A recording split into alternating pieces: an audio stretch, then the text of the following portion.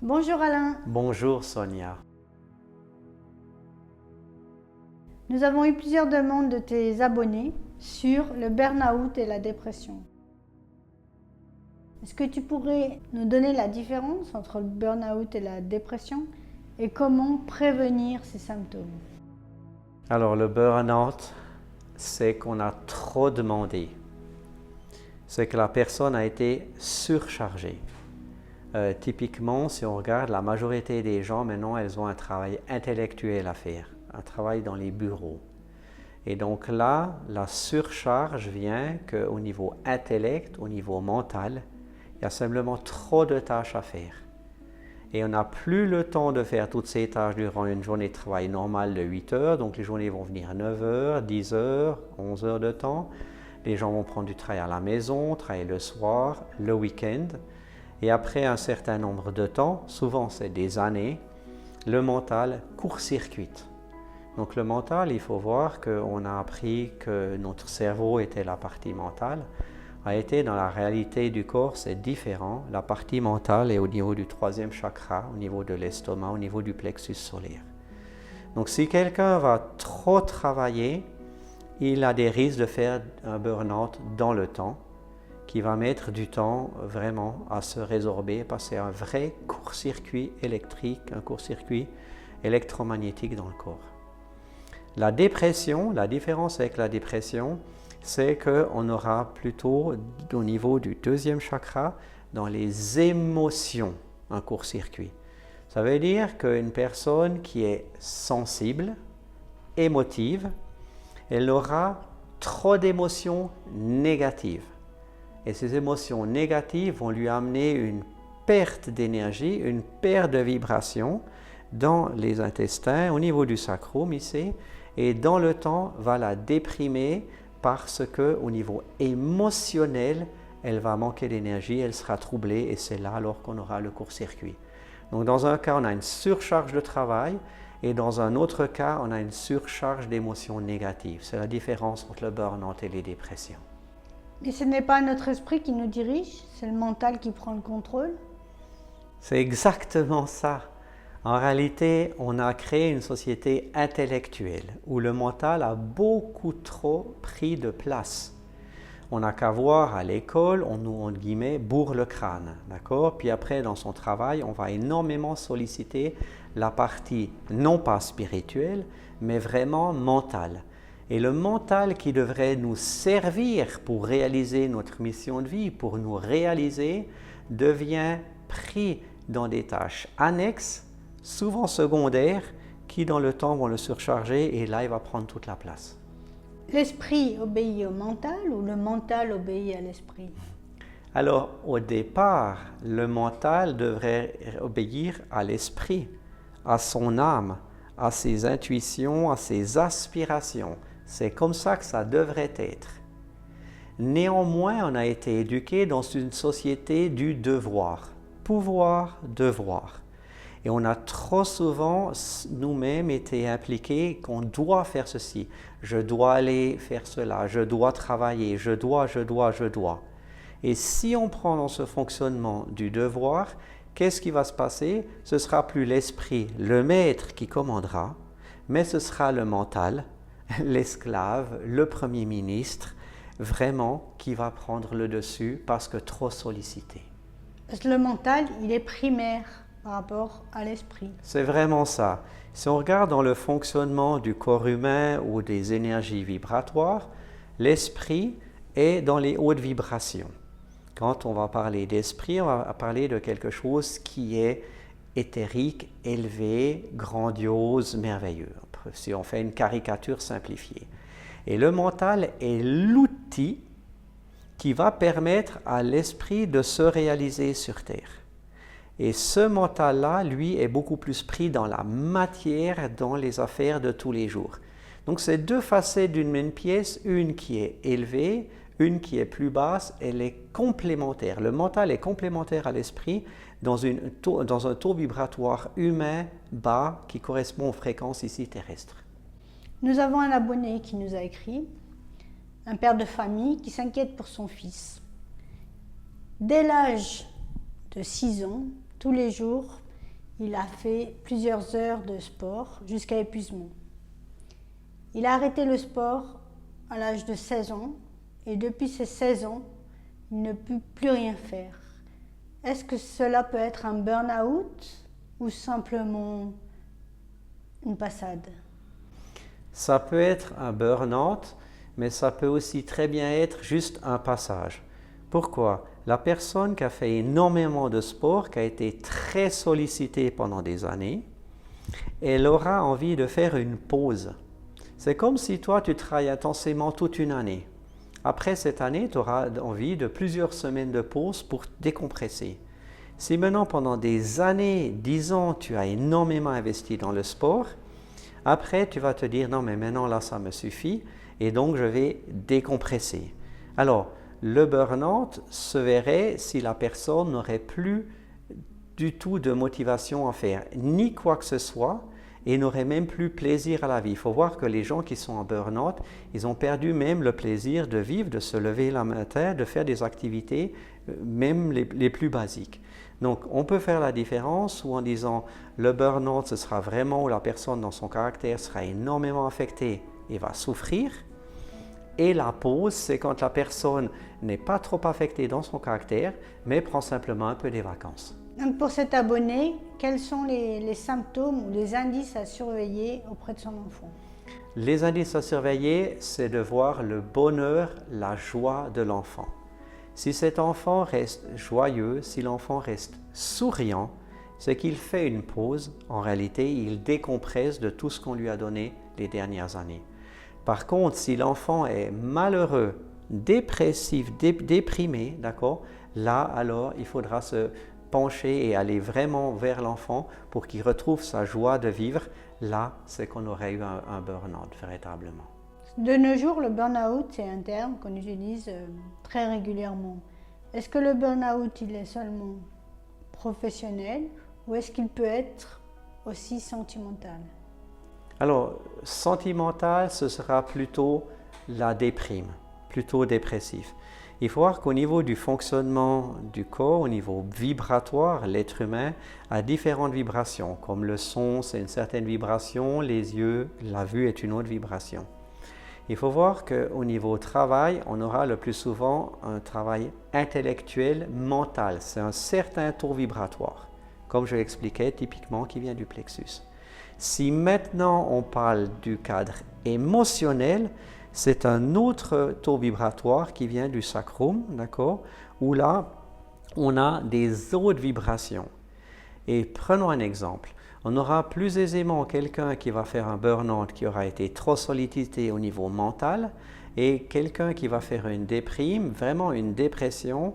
Le plus souvent, c'est parce qu'au niveau émotionnel, son sensibilité aura été véritablement trop prise à partie dans un cadre qui est négatif. Est-ce qu'il y a un moyen de prévenir le burn-out? Tout à fait. C'est de lâcher le pied. C'est de se reposer. C'est déjà absolument de se reposer tous les week-ends, de ne pas travailler en plus le week-end de la semaine, d'accord? C'est d'avoir des soirées reposantes, c'est de se reposer la nuit, de ne pas travailler le soir trop longtemps, c'est de faire des coupures. Donc le burn-out peut être véritablement évité en faisant des coupures quotidiennes. Si on n'arrive pas, alors c'est des coupures hebdomadaires, mais vraiment couper pour pouvoir récupérer. Il est difficile de couper quand on vit dans un monde hyper connecté où on est tout le temps sollicité par email, téléphone. C'est ça. Et c'est vraiment le challenge de chaque personne. Chaque personne est extrêmement sollicitée. Maintenant, on a tout instantanément. Il faut voir qu'avant, le téléphone, il était qu'à son bureau à la maison. Maintenant, on l'a tout le long dans la poche. L'ordinateur, il était que dans son bureau posé sur sa table. Maintenant, on l'a tout le long dans la poche aussi. Donc, on a toujours maintenant une réponse qui est donnée de plus en plus rapidement. La sollicitation devient de plus en plus grande et toujours plus vite. Et donc, c'est un apprentissage soi-même de trier qu'une partie du temps, on ne réponde pas et qu'une partie du temps, certaines tâches sont simplement reportées parce que pas urgentes, parce que pas importantes. Est-il possible de se remettre d'un burn-out? Tout à fait. Donc, le but est vraiment qu'un burn-out, on puisse se remettre complètement d'un burn-out. Et pour se remettre d'un burn-out, d'une personne à l'autre, il y aura des grandes différences. Certaines personnes pourront se remettre d'un burn-out en quelques semaines. Ça, c'est dans les meilleurs des cas. Un burn-out, le plus souvent, il faudra quelques mois pour se remettre d'un burn-out, voire quelques années. Mais l'objectif, c'est dans tous les cas, c'est de se dire, voilà, on a fait un burn-out, mais dans quelques mois, dans 2-3 mois, je suis complètement opérationnel, complètement guéri. Est-ce que nous sommes tous égaux face au burn-out ou il y a des personnes qui sont plus sensibles que d'autres? Alors, on n'est pas du tout égal. Donc, il y a des immenses différences d'une personne à l'autre. Il y a des personnes, si on regarde au niveau du burn-out, c'est qu'elles ont véritablement eu une résistance à la charge qui est exceptionnelle. Tel un éléphant qu'on va charger, charger, charger, ils ont pris des charges et des charges. Et puis, le burn-out va venir extrêmement tardivement, d'accord? Et d'autres personnes, alors, non, pas du tout. Elles ont beaucoup moins de puissance et elles auront un burn-out beaucoup, beaucoup plus rapide. La différence est gigantesque d'une personne à l'autre. Est-ce que tu peux aider les gens à traiter ce burn-out? Assurément, assurément. Je vais aider les gens à se retrouver elles-mêmes, à retrouver leur âme, leur esprit, comme je disais au départ, que ce soit vraiment leur âme, leur esprit qui reprennent le dessus dans leur vie et non plus le mental, d'accord? Et qu'après, elles se retrouvent elles-mêmes dans leurs rêves, dans leurs aspirations, dans leurs envies, dans leurs plaisirs, dans ce qu'elles ont envie de faire sur cette terre. Tout à fait. Comment on peut faire pour que l'esprit soit toujours celui qui donne des ordres au mental? Excellent. Excellent. Il faut se poser. Il faut arrêter de courir, ne plus courir. C'est que dans le calme qu'on aura la perception subtile de son esprit. Et on va la perdre, cette impression subtile de l'esprit, dans la course, dans l'action. Donc pour se retrouver dans son esprit, comme je viens de le faire il y a 1 minute, il faut s'arrêter. Et là, ce n'est plus le mental qui parle, c'est l'esprit, parce qu'on lui aurait laissé la place. Pour que l'esprit s'exprime, pour que son âme s'exprime, il faut qu'il y ait le silence, il faut qu'il y ait la paix. Donc de retrouver son esprit passe par un arrêt, se stopper, s'arrêter, s'asseoir, tout arrêter. Et c'est là qu'on va avoir la chance de capter les énergies subtiles, vraiment, du commandant en chef, de l'empereur, et non plus du premier ministre qui est le mental. Donc de manière concrète, je vais dans ma chambre, j'éteins la lumière, je m'allonge. Excellent. Ça, c'est une possibilité toute simple. Tu vas dans ta chambre, tu éteins la lumière, tu te mets sur ton lit, tu t'installes confortablement, tu ne fais plus rien. Une autre possibilité, encore plus radicale, tu vas dans la nature. Tu vas dans la forêt, tu trouves un coin en calme. Pourquoi? Parce que tu auras les énergies de la nature qui vont venir t'aider pour te retrouver plus rapidement. Les deux vont fonctionner. Si tu as la possibilité aisément dans la nature, vas-y. Si tu ne l'as pas, tu te mets au calme dans ta chambre, tout éteint, pas de bruit, terminé, tu te coupes de tout et c'est là que tu vas pouvoir entendre ton âme, ton esprit revenir vers toi. Est-ce que tu pourrais donner un mantra pour nos abonnés, pour les aider à retrouver la paix? Oui, j'ai mis une petite prière il y a quelques mois sur YouTube, d'accord, où je dis « Je choisis la paix, je suis la paix. Je choisis l'harmonie, je suis l'harmonie. Je choisis l'amour, je suis l'amour. » De répéter ce mantra, je suis la paix, je suis l'harmonie, je suis l'amour, va réinstaller l'esprit au centre de son être. On va remettre, comme on dit, l'église au milieu du village. Peut-être faudra le dire 10 fois, on s'en fiche, on va le dire 10 fois. Ce sera un mantra d'une efficacité exceptionnelle. Est-ce que tu pourrais en direct nous faire une petite méditation guidée de 1 petite minute? Oui, volontiers. Donc, on va prendre sur ce que je viens de dire là. Donc, pour une première, je dirais, méditation très rapide, regardez que votre dos soit assez droit, la tête assez droite. Instantanément, je vais fermer les yeux pour ne pas être pris par ce que je vois. Et après, dans cette courte méditation, c'est de respirer paisiblement. Donc, 1, posture détendue. 2, respiration paisible. Et la respiration paisible va amener la paix, naturellement, sans effort. Et après, typiquement, pour accompagner, accélérer la mise au calme, c'est de dire « Je choisis la paix ». Je suis la paix. Je choisis l'harmonie. Je suis l'harmonie. Je choisis l'amour. Je suis l'amour. Je m'aime. Et on reste calmement comme ça, les paumes vers le ciel, simplement en respirant paisiblement.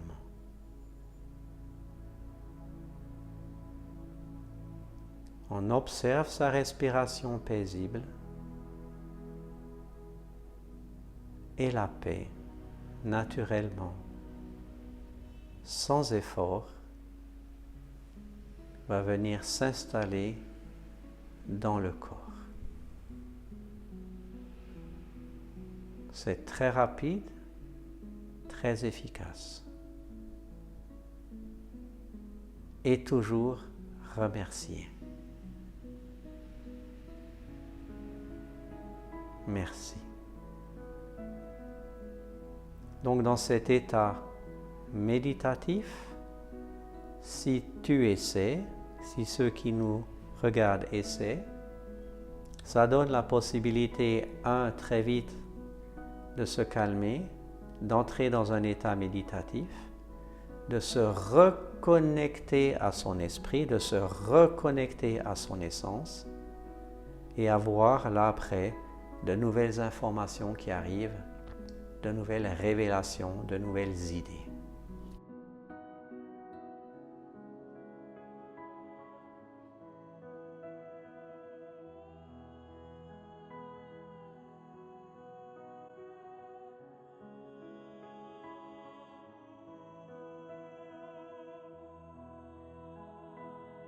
Est-ce que la dépression, le burn-out ont les mêmes remèdes?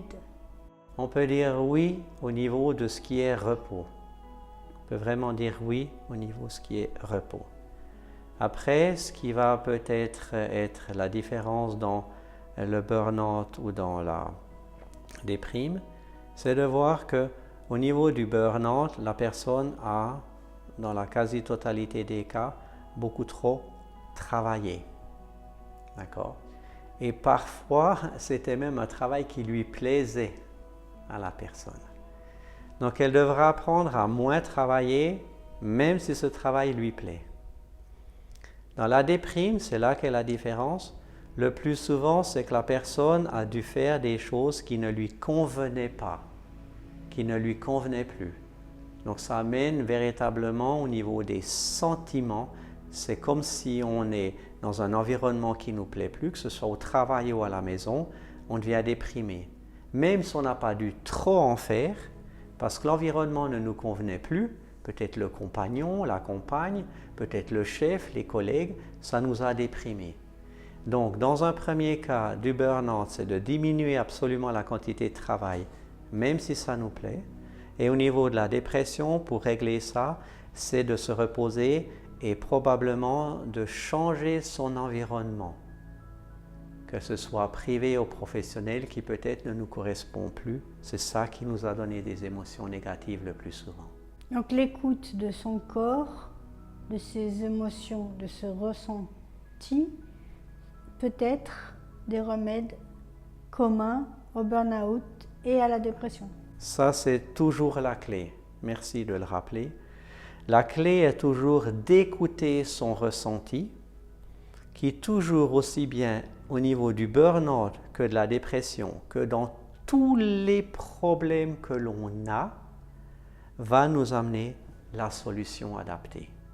Toujours écouter votre ressenti, c'est la meilleure boussole pour vous amener dans votre destination à vous. Dans ta destination, tu écoutes ton ressenti, tu es sûr de repartir sur des bons rails, sur le bon pied. Mais quand je fais un burn-out, est-ce que je ne suis pas un peu déboussolée? Oui, c'est le moins qu'on puisse dire. Il faut comprendre qu'un burn-out, c'est un véritable court-circuit à l'intérieur de ton être. Un véritable court-circuit. Donc, si on regarde, lorsqu'on a un circuit imprimé, lorsqu'on a un tableau électrique, on a un court-circuit, il y a des fils qui sont grillés, qui sont brûlés. Un burn-out est un véritable court-circuit à l'intérieur de son être, à l'intérieur de son corps, où des cellules ont court-circuité, ont grillé, véritablement. C'est comme si on a la chance d'avoir un fusible, on a fait péter le fusible, quelqu'un a un fusible qui a pété à l'intérieur de soi. C'est véritablement ça, au niveau physique, c'est vraiment ça. Est-il possible que le burn-out soit un terrain favorable à la dépression par un manque d'estime de soi, une perte de confiance? Oui, alors là après ce sera un cas extrême, d'accord, où on va coupler un burn-out à une dépression, d'accord, où la personne va tout remettre en cause, ses compétences, ses valeurs, sa propre personnalité. Donc ça, véritablement, c'est une possibilité. Ça peut arriver, oui. C'est une personne, par exemple, qui a fait un burn-out, qui n'a plus de travail après et qui a du mal de retrouver un travail. Elle va pouvoir tomber dans une dépression parce qu'après, au niveau émotionnel, elle n'arrive plus à avoir la reconnaissance, d'accord? Et soi-même la reconnaissance de ce qu'elle est capable de faire et l'environnement non plus. Donc là, alors, c'est vraiment de voir qu'il faut réactiver une estime de soi, réactiver des idées, des pensées positives et réactiver des émotions positives aussi. Il faut travailler sur ces deux plans parallèles. On peut le faire aussi dans le cas que d'un burn-out, de travailler sur les deux plans parallèles, on gagne du temps. Au niveau d'une dépression, on travaille sur les deux plans parallèles, on gagne du temps.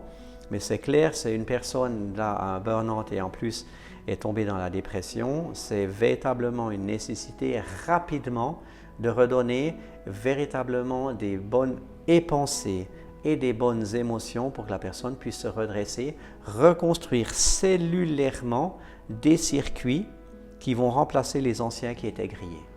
Une personne qui ne travaille plus depuis 3, 4, 5, 10 ans, est-il possible qu'il soit victime d'un burn-out mais qu'il ne s'en rende pas compte? Alors je pense que là, il y a plus de chances, tout est possible. Mais je dirais dans un cas comme ça, il y a plus de chances que la personne soit dans ces années dans la déprime. Ou peut-être, si j'ai peut-être pas bien compris la question, il est possible qu'elle a eu un burn-out et que à cause du burn-out, elle n'a pas travaillé toutes ces années. C'était ça que tu pensais? Exactement. Ok, oui, tout à fait.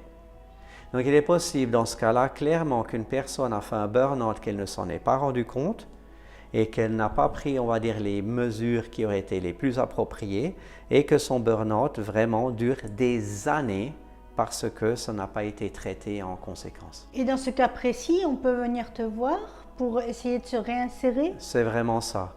Et là, je vais faire, qu'est-ce que je dis souvent, je vais retourner l'omelette.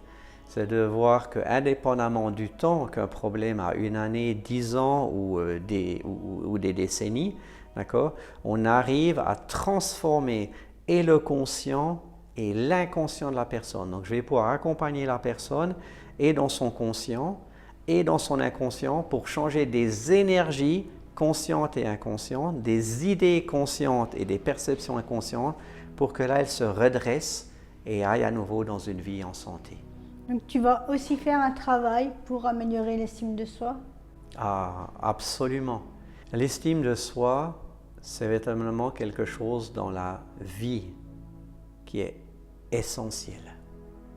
Il faut que chaque personne qui nous écoute s'aime. Il faut que chaque personne qui nous écoute s'estime. au plus haut niveau. C'est fondamental. De s'estimer et de s'aimer est la base vraiment de sa réalisation. Est-ce qu'un manque d'estime de soi est un manque d'amour envers soi-même? Tout à fait. L'amour que l'on est, notre être, pur amour, pure joie, pure grâce, peut diriger, canaliser cet amour. Et il est important que dans cette canalisation de l'amour, on ait une partie de cet amour pour soi-même. L'amour propre est le plus grand des amours. Et donc de s'estimer est véritablement nécessaire pour que l'être se reconnaisse en tant que divinité, en tant qu'essence, en tant qu'esprit, en tant qu'âme.